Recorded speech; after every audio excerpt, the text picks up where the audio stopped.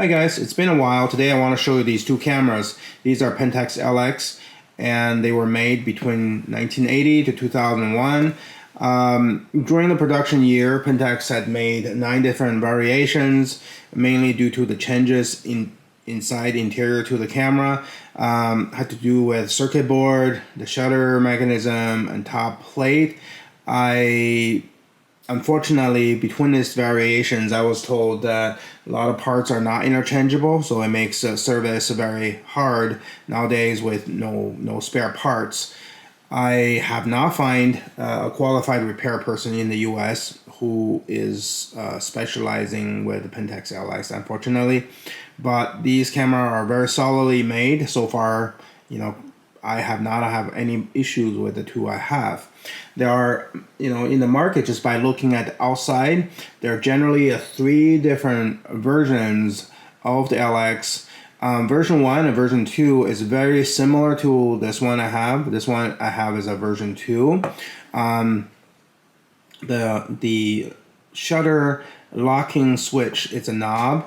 See, it's small, so you can clearly see this is a version 1 or version 2. The difference between version 1 and version 2 is that on the ISO dial, the version 1 you can only go up to 1600 ISO, where version 2 I have here goes to 3200 ISO. So that's kind of where you want to look at if you're looking for a version 1 or you want to look for a version 2. Check the ISO dial.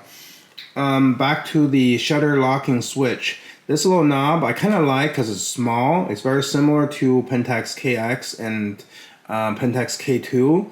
I don't accidentally lock or unlock the shutter button unless I really want to do that. So I like this design. On the newer version 3, it's a half semicircle. It's like a semicircle here. Unlock and lock. I don't know if it's just a copy I have or this version have this problem where when I lock the shutter button, right? If I tap the shutter button, I can still, let's see if I can find, or yeah, right here, activate the meter. So that means I can drain the battery through the meter by accidentally push on this button, even though it's locked. It's not a problem for this version 3, but the problem is, well, see, nothing activates. But the problem is it's a semicircle, so I always find myself have this unlocked. I don't know why, whether it's inside of my pocket or my funny finger. It just, I cannot keep this locked. It's not a problem with the version 2 I have here. The camera features a lot of professional features. You have 1/2000 of a second shutter speed. You have the shutter above the sync shutter speed above the sync speed can work when the battery is dead. You're only going to become a problem when you go slower speed. With the dead battery, it's not going to work. The sync speed is a little bit above the 1/60th of a second, so I'm assuming it's 1/100th probably. Don't quote me on it. You have to look this up. But there is a separate X here for the sync speed. The top prism finder is interchangeable. There is a gasket inside of the camera for dust and weather. In the front, you have the lever for self-timer, depth of field preview. If you press down this button, it becomes a mirror lockup. Right here, that's a mirror lockup. If you press the button again, it resets itself. Camera allows you to use a motor drive, and the meter is off the film plane meter. So that means if you put this camera on automatic mode or aperture priority, on some of the camera it's called, but on this camera it's called automatic. The shutter speed will change based on the light situation during the exposure. So if you have, let's say you shoot a dark scene and somehow a light came on, the camera will shorten the exposure and give you a proper exposure onto the film, so which is kind of cool. In the front, there are 3 lugs, kind of like an M5. So you have option to carry the camera on your neck by using these 2 lugs. So it carries like this, or these 2. There's also a screw hole here. It's for the grip that Pentax make. So for some people likes to have a little bit better grip. And there is a accessory that goes to here, and you fasten that grip from here. And that will give you a little bit of a grip. The LX cameras are very solidly made. It feels really good in hand. There's 2 things I really like about it. It's just my own pet peeve. One is I don't like the film back door to be loose once it's closed.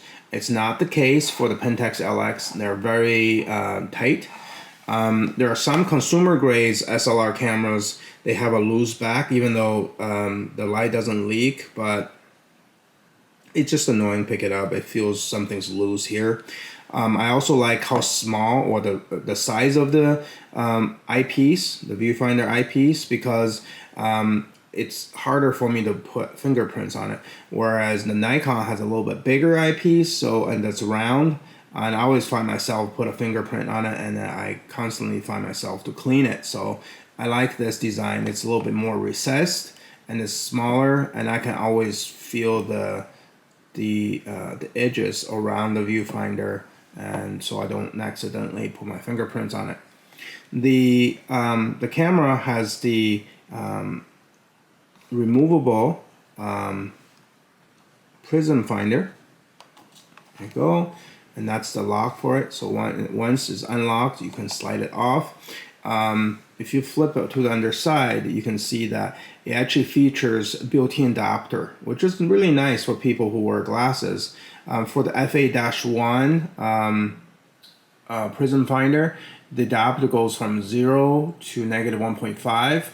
On this version 3 I have, it goes from, it's a FA-1W, it goes from, the diopter goes from +1 to -3, so it's a little bit wider.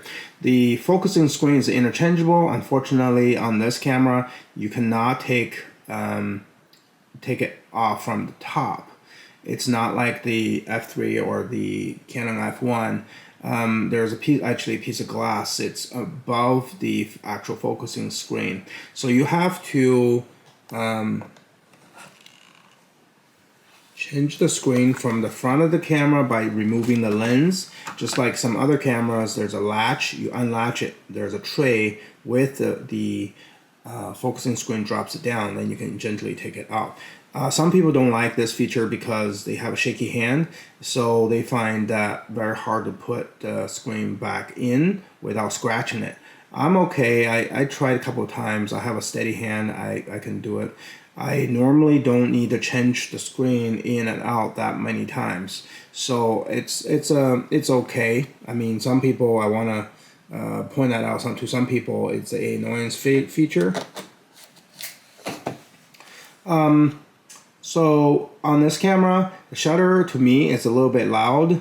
I don't know that exactly what caused how loud it is, but it hasn't really bothered me for you know, when I use it, it doesn't introduce additional vibration. It's just really loud. Let's hear it.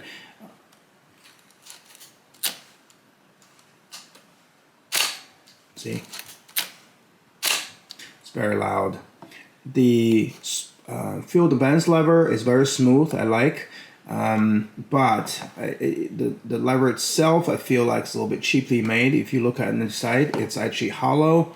It's a very hollow piece of plastic. So I wish Pentax made the lever more solid to match the rest of the body. But I mean, so far I haven't seen a broken lever before. So I think it's definitely functional, but it just feels a little cheaply made, to be honest with you. That's pretty much all I want to say for the Pentax LX. Is definitely, for me, I prefer this over the Nikon F3, mainly because it's smaller, it's easier to go into my pocket, I can carry anywhere I want. But it really depends on, you know, I feel like the F3 and the LX are very comparable. If you have a lot of Nikon lenses, definitely get the f3. But if you want something compact and want to shoot with a Pentax glass, the LX is the flagship, so it's hard to beat. Definitely a really classic, good camera to have. Thanks for watching. Have a good one.